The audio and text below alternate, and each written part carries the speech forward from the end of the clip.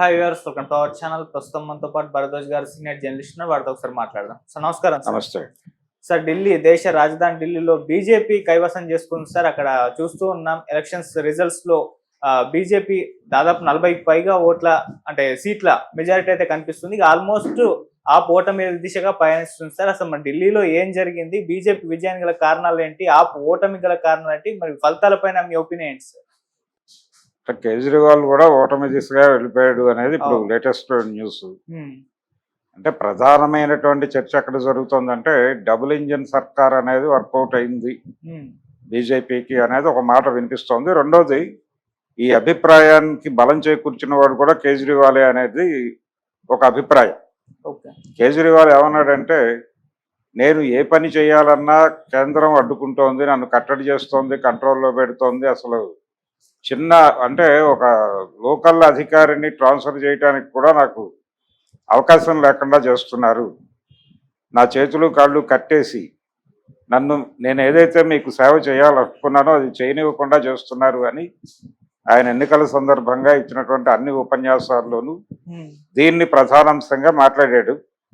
వాళ్ళు చేస్తున్నటువంటి double engine సర్కార్ అనేటువంటి ప్రచారానికి ఈయన నన్ను కట్టడి చేస్తున్నారు అనే ప్రచారం జోడై ఓటర్స్లో ఎందుకు ఇతన్ని ఎన్నుకుని మనం ఇబ్బంది పడటం, వాళ్ళు చెప్పినట్టుగా డబుల్ ఇంజిన్ సర్కార్కి వెళ్ళిపోతే మనకి కొన్ని పనులు అవుతాయి కదా అనేది, ముఖ్యంగా యమునా నది ప్రక్షాళనలు, అలాగే మంచినీటి సమస్య, ఇలాంటివి కొన్ని కీలకమైన గొడవలు ఉన్నాయి అక్కడ.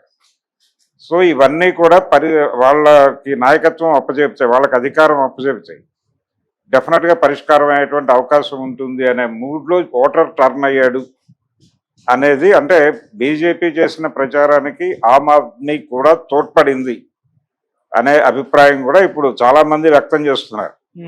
ఇది ఓటమికి కారణమా? దీనికంటే ముందే ఇది అసలు డిజైన్డ్ గెలుపు అనేటువంటిది నా అభిప్రాయం.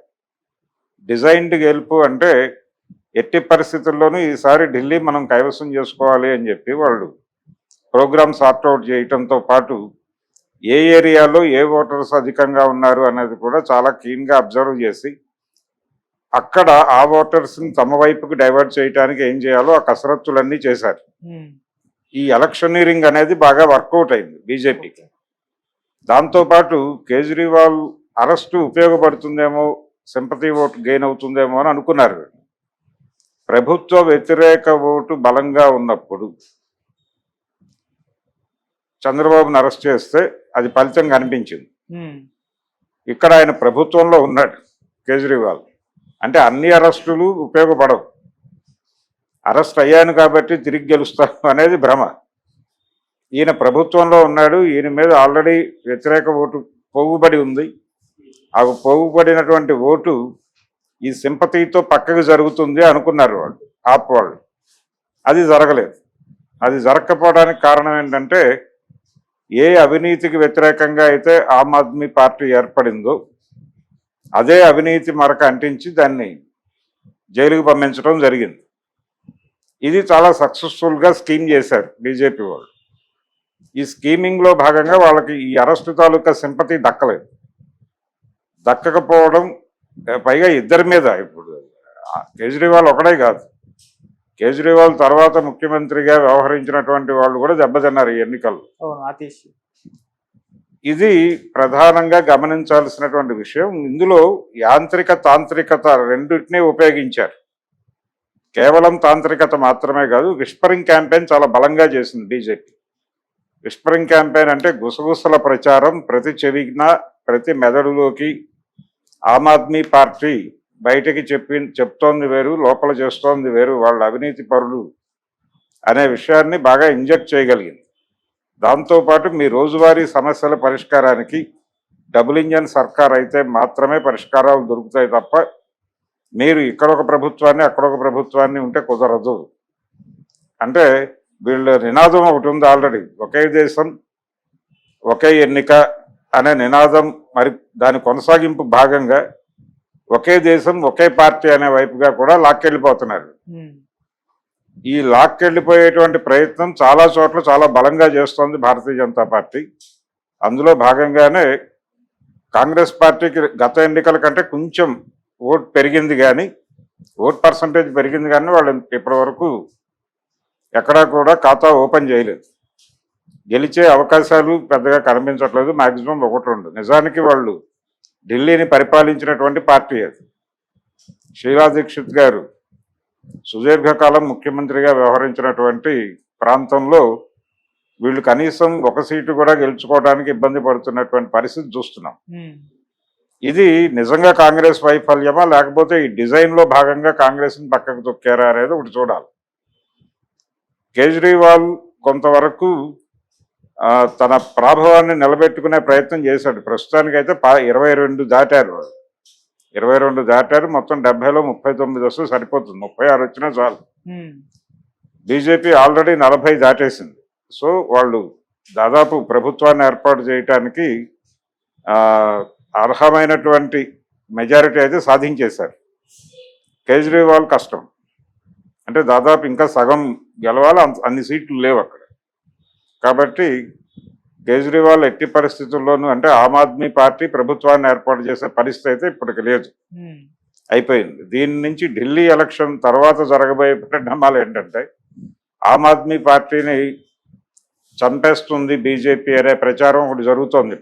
చాలా ఛానల్స్లో చాలా మంది విశ్లేషకులు అది మాట్లాడుతున్నారు. కానీ బీజేపీ ఎట్టి పరిస్థితుల్లోనూ ఆ పని చేయొచ్చు. ఆమ్ ఆద్మీ పార్టీని అలా ఉంచి కంట్రోల్లో ఉంచుకుని అది దాన్ని రాజకీయ క్రీడలో ఎక్కడ అవసరమో అక్కడ వాడుతూ ప్రధాన ప్రత్యర్థిని పూర్తి స్థాయిలో పక్కకి గెంటేయటానికి, ఆటలో నుంచి కాంగ్రెస్ పార్టీని పక్కకి గెంటడానికి అవసరమైనటువంటి శక్తులన్నింటినీ తన వెనక తన కంట్రోల్లో పెట్టుకునేటువంటి ఒక రాజకీయ క్రీడ ఆడుతోంది బీజేపీ. అందులో భాగంగా ఆమ్ ఆద్మీ పార్టీని తన కంట్రోల్లోకి తీసుకునేటువంటి ప్రయత్నం మొదలవుతుంది. ఇది ముందు నుంచి అనుకుంటున్నది. ఢిల్లీ ఎన్నికలని ఆషామాషిగా తీసుకోదు కేంద్ర ప్రభుత్వం. చాలా కాన్షియస్గా సీరియస్గా ఉన్నారు. పర్టికులర్గా ముస్లిం ఓటర్లు పాపులేషన్ బాగా ఉన్నటువంటి నియోజకవర్గాలు 6-7 ఉన్నాయి అక్కడ. ఈ నియోజకవర్గాల్లో అంటే మెజారిటీ ముస్లిం ఓటర్సే. ఆ ఏరియాలో కూడా వీళ్ళకి అద్భుతమైన సపోర్ట్ దొరికింది భారతీయ జనతా పార్టీ. అంటే మైనారిటీలను కూడా కంట్రోల్లోకి తీసుకోగలిగారు.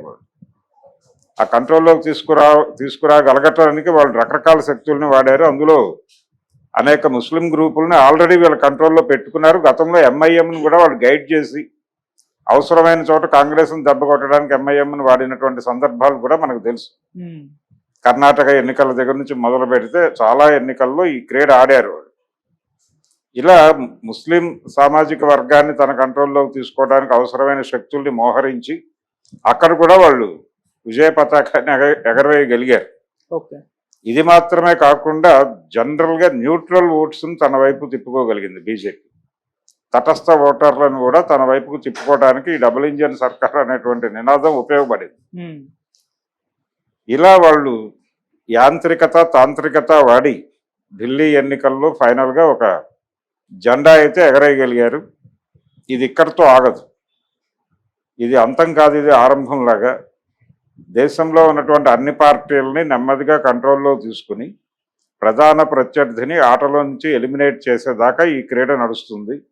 ఈ క్రీడ ముగింపు ఏమిటంటే జమిలీ ఎన్నికలు అనే పేరుతో మొత్తం దేశమంతా కూడా కాషాయ జెండా ఎగరేయటం అనే దిశగా నడుస్తుంది. అంటే కంట్రోల్డ్ బై బీజేపీ అనటంలో ప్రతి చోట కూడా ఆమ్ ఆద్మీ పార్టీ కూడా బీజేపీ కనుసన్నల్లో రేపు గెలుపు సాధించవచ్చు. ఏపీ పరిస్థితి చూస్తున్నాం మనం. ఆంధ్రప్రదేశ్లో ఉన్నటువంటి 3 ప్రాంతీయ పార్టీలు కంట్రోల్డ్ బై బీజేపీ. అది జనసేన కావచ్చు, వైసీపీ కావచ్చు, తెలుగుదేశం కావచ్చు. తెలుగుదేశం పార్టీ ఎక్కడ తోక జాడిస్తుందో, తోక జాడించేటువంటి లక్షణం ఆ పార్టీకి ఉంది. దానికి కొంత సొంత బేస్ ఉంది కాబట్టి దాన్ని ఇంకొంచెం ఎక్కువ కాన్షియస్నెస్తో కంట్రోల్ చేసే ప్రయత్నం చేస్తోంది. ఇలా చాలా చోట్ల జరుగుతోంది అదే. ఎక్కడ ఏ పార్టీని ఏ కౌంటర్ని మూసేయమని చెప్పరో వాళ్ళు కంట్రోల్లోకి తీసుకుంటారు తప్ప. ఇప్పుడు ఆమ్ ఆద్మీ పార్టీ తేల్చుకోవాల్సిన పరిస్థితిలోకి వచ్చింది. ఈ అవినీతి మరక అంటించటంలోనూ దాన్ని మిడిల్ క్లాస్లోకి విస్తృతంగా తీసుకెళ్ళగలగటంలోనూ వాళ్ళకి రకరకాల శక్తులు తోడ్పడ్డాయి. అన్నా హజారేతో సహా. అన్నా హజారే మాట్లాడిన మాటల ప్రభావం కూడా ఓటర్ మీద కనిపించింది. అంటే ఆ పాదులో నుంచి మొలకెత్తిన మొక్క ఇది. ఈ మొక్క మీద ఆయన క్రిటిసిజం పెట్టడం అనేది కూడా దాని ప్రభావం చూపించింది ఓటర్. ప్రధానంగా స్థానిక సమస్యలు, కాలుష్యానికి సంబంధించిన గొడవలు చాలా ఉన్నాయి అక్కడ. ఇవన్నీ కలిసి రెండవది నోయిడా లాంటి ప్రాంతాలు, వీటికి ఇక్కడ పారిశ్రామిక కేంద్రాలు, పారిశ్రామిక ప్రాంతాలలో సరైనటువంటి పరిపాలన లేదు అనే అభిప్రాయం కూడా బలంగా ఆప్కి దెబ్బకొట్టినటువంటి పరిస్థితి. కాకపోతే కింది స్థాయి ఓటర్లు అంటే కార్మికులు, అలాగే స్లమ్స్లో ఓటర్లు కొంత మేరకు ఆప్కి ఓటేశారు. కానీ వాళ్ళు ఎక్స్పెక్ట్ చేసినటువంటి రేంజ్లో అక్కడి నుంచి ఓట్లు రాకపోవటం కనిపిస్తోంది విజిబుల్గానే. అంటే ఆమ్ ఆద్మీ పార్టీకి ఎక్కడెక్కడైతే బలం ఉందో ఆ బలం ఉన్న ప్రతి చోట కూడా వీళ్ళు బలంగా మోహరించి కనిపించని ప్రచారం చాలా చేశారు. అంటే డోర్ టు డోర్ క్యాంపెయిన్ అనేది చాలా బలంగా చేయగలిగింది బీజేపీ ఆమ్ ఆద్మీతో పోలిస్తే. ఆమ్ ఆద్మీని రకరకాల కష్టాల్లో ఉంచి ఆ పార్టీ ఒక రకమైనటువంటి డిఫెన్స్లోకి వెళ్ళిపోయి ఆడాల్సినటువంటి పరిస్థితి కల్పించడం ద్వారా వీళ్ళు ప్రచారం చేసుకోవడానికి ఒక అద్భుతమైన ప్లాట్ఫామ్ క్రియేట్ చేసేసుకున్నారు. ముందే క్రియేట్ చేసుకొని ఆ ఫలితం ఇప్పుడు చూస్తున్నారు. ఎన్నికల కంటే ముందే ఈ పరిస్థితులన్నీ కనిపించినాయి ఢిల్లీలో. అందుకని ఎట్టి పరిస్థితుల్లోనూ ఎటు తిరిగి ఎటు వెళ్ళినా కానీ జెండా కాషాయం ఎగరేసే ఛాన్సెస్ ఉన్నాయి ఢిల్లీ పీఠం మీద అనేది బలంగా కనిపించింది. కానీ సర్వేలు ఆమ్ ఆద్మీ పార్టీకి అనుకూలంగా సర్వేలు వచ్చినాయి. కారణం ఏంటంటే ఓపెన్గా అవుట్ స్పోకెన్ ఓటర్లు చాలామంది ఆమ్ ఆద్మీ పార్టీకి అనుకూలత ప్రదర్శించారు.